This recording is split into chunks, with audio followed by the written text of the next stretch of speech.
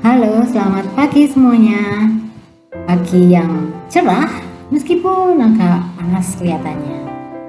Oke, saat ini kita mau kembali belajar untuk penilaian tengah semester 2. Tapi kelihatannya Christine kok tampil dalam animasi ya? Sebentar ya, Christine mau berganti tampilan dulu. Bye-bye. Halo, shalom, selamat pagi semuanya. Kali ini kita mau teruskan pokok bahasan kita tentang pembelajaran penilaian tengah semester 2 untuk pendidikan agama Kristen dan budi pekerti. Kali ini kita sudah memasuki untuk pelajaran kelas 5. Untuk itu Bu Christine minta kelas 5 kamu boleh mencoba menjawab soal-soal yang Bu Christine berikan nanti yang ada di slide belakang ini ya. Kemudian juga untuk Bapak Ibu guru sekalian bisa mengambil atau mengunduh filenya dalam deskripsi yang ada di bawah, termasuk juga untuk link daripada pilihan ganda dalam bentuk duplikasi dalam Microsoft 365. Oke, kita mau memulai dengan melihat terlebih dahulu daripada kisi-kisi soal tersebut ya. Nanti soal kelas 5 terdiri dari 50 soal. Adapun pembelajaran yang diambil dari pelajaran yang ke-8 dan juga pembelajaran yang ke-9. Ya.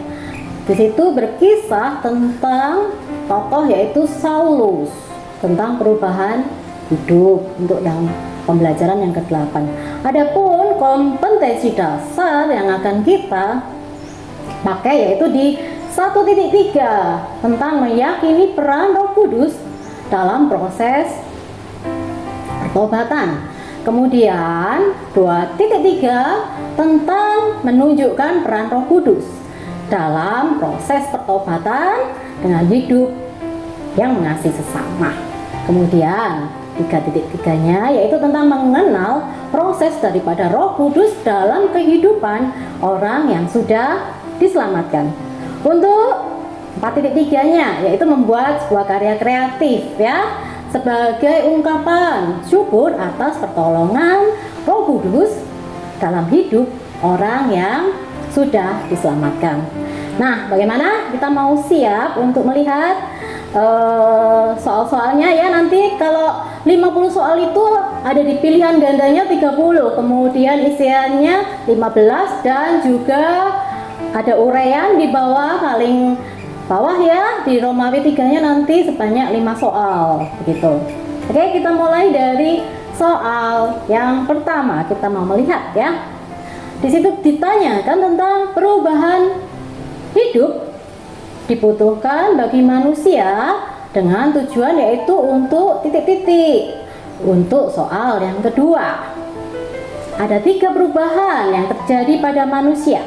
Coba kalian sebutkan dengan memilih dari satu jawaban yang paling benar di situ, yaitu titik-titik. Kemudian pada soal yang ketiga, di situ disajikan sebuah gambar, oke? Nah, kamu tunjukkan itu termasuk perubahan titik-titik yang terjadi pada manusia. Untuk soal nomor yang keempat, ada perubahan pada sikap hidup manusia, tapi semuanya memiliki tujuan utama yaitu titik-titik. Nah, untuk soal yang kelima, coba ini dengar juga salah satu contoh ciri perubahan yang ada pada benda mati. Nah, benda mati juga memiliki perubahan ternyata ya.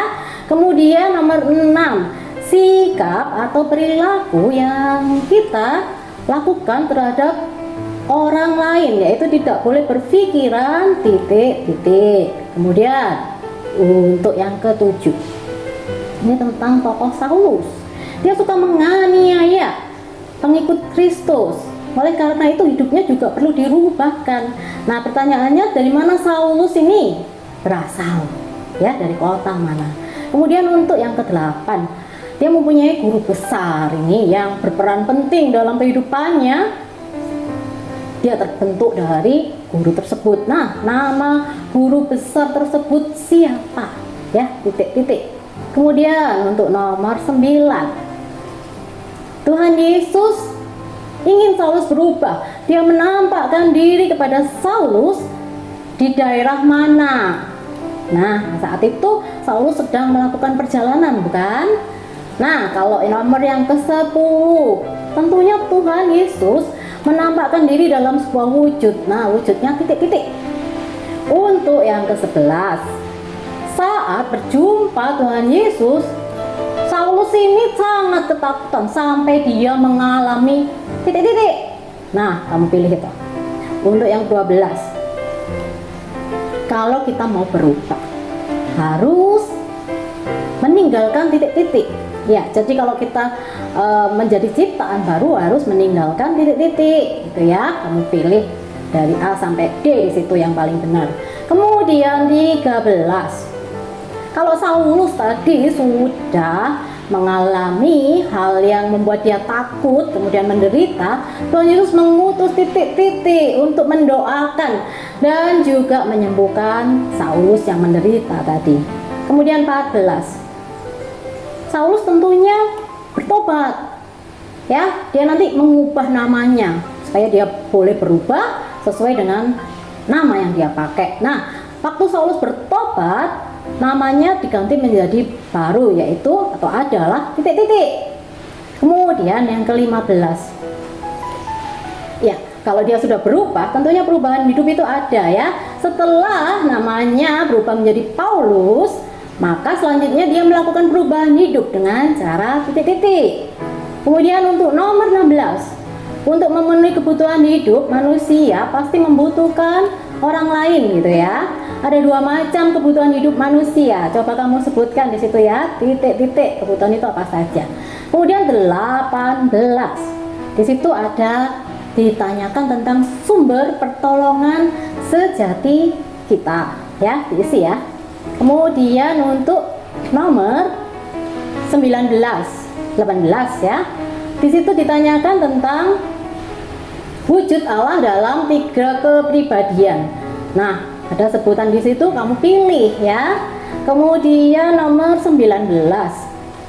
Sebagai pencipta alam semesta, maka peran Allah di sini adalah sebagai titik-titik ya. Kemudian untuk yang ke-20, wujud pribadi Allah Putra yang hadir bagi manusia itu ada dalam diri titik-titik.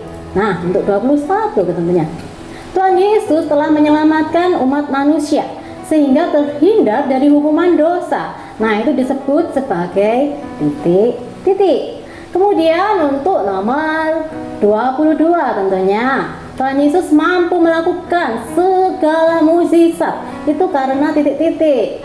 Untuk 23-nya, saat hendak ke surga, Tuhan Yesus berjanji akan memberikan titik-titik kepada muridnya. Nah, itu banyak pilihan, kamu pilih yang paling benar. Untuk 24, Roh Kudus yang hadir dalam hati kita itu adalah titik-titik. Ya, kemudian untuk nomor 23, Allah hadir pada manusia dalam wujud roh. Nah, itu artinya titik-titik. Untuk 26, saat sedih kita berdoa. Nah, itu untuk memohon titik-titik. Untuk 27, jika ada rasa khawatir dalam hati kita, sebaiknya kita berdoa pada Tuhan agar diberi titik-titik. Oke? Untuk 28, saat sedang sakit. Nah, ini Roh Kudus akan hadir untuk memberikan titik-titik ya pada kita. Kemudian 29, manusia dengan bimbingan Roh Kudus akan diberi kemampuan untuk hidup dalam titik-titik. Kemudian yang 30, yang terakhir dalam pilihan ganda ini adalah segala perkara dapat diselesaikan dengan baik karena tidak ada yang mustahil bagi titik-titik. Oke, untuk Romawi 2, siapkan lagi ya kalian untuk mengerjakan yang soal isian ini. Untuk nama murid Tuhan Yesus yang sudah mati dengan cara martir ya, pada waktu Saulus juga hadir deh. yaitu titik-titik ya. Kemudian untuk 32, ini ada sikap sombong yang harus segera dirubah, harus diganti dengan sikap titik-titik. Untuk 33, sikap yang selalu mementingkan diri sendiri disebut sebagai apa ya, titik-titik di situ. Kemudian 34 ya, kita mau melihat di situ bahwa di situ disebutkan tentang Saulus yang memiliki semangat berkobar-kobar sebelum dia bertobat tentunya ya, untuk titik-titik. Untuk yang ke-35, Saulus bertemu saat itu dengan Tuhan Yesus waktu dia melakukan perjalanan ke daerah titik-titik gitu ya. Kemudian 36, kalau Saulus sudah berjumpa Tuhan Yesus, dia juga mengalami buta. Nah itu selama titik-titik hari. Untuk yang ke-37, selama buta itu Saulus ini tinggal atau menginap di rumahnya titik-titik. Nah untuk yang ke-38, kalau sudah buta kemudian dia bertobat ya, tentunya dia melakukan perubahan hidup. Nah pertobatan yang Saulus lakukan itu dilakukan dengan cara di titik-titik. Nah dia melakukan sesuatu hal di situ ya, untuk menandakan perubahan hidupnya. Kemudian yang 39, Allah hadir di hati manusia dalam wujud titik-titik. Nah itu sesuatu yang menyertai hidup kita sebagai kehadiran Allah ya. Kemudian 40, kita tidak boleh mempunyai pikiran titik-titik terhadap orang lain. Gampang kan ya. Kemudian 41, Tuhan Yesus menjanjikan roh penghibur kepada titik-titik.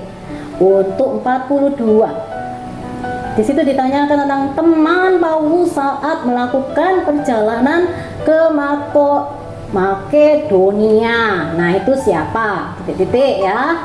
Kemudian 43, tugas pelayanan yang dilakukan oleh Paulus yaitu memberitakan titik-titik.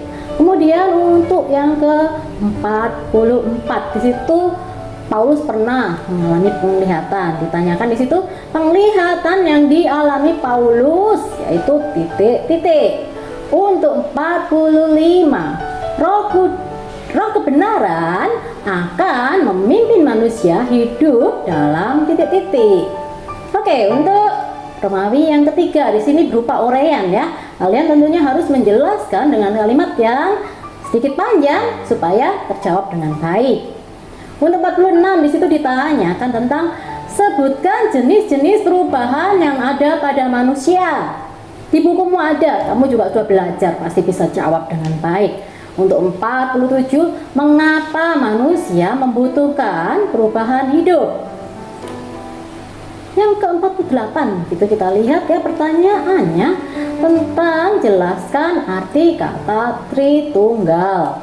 Untuk 49, sebutkan nama lain dari Roh Kudus. Untuk yang ke-50 terakhir di situ, apa artinya bahwa Allah adalah Roh? Nah, kalau pertanyaannya sudah kamu lihat semua, tentunya kamu ingin menguji kemampuanmu dengan baik. Untuk itu kerjakan dengan baik supaya nilai 100 kamu dapatkan. Oke, kita nanti bertemu kembali ya dalam soal-soal selanjutnya. Kamu ikuti terus dan kita mau belajar sama-sama supaya kita boleh menjadi pandai dan tentunya berkenan di hati Tuhan. Sampaikan salam buat keluarga terkasih di rumah maupun buat teman-teman kalian semua. Dadah, sampai jumpa lagi.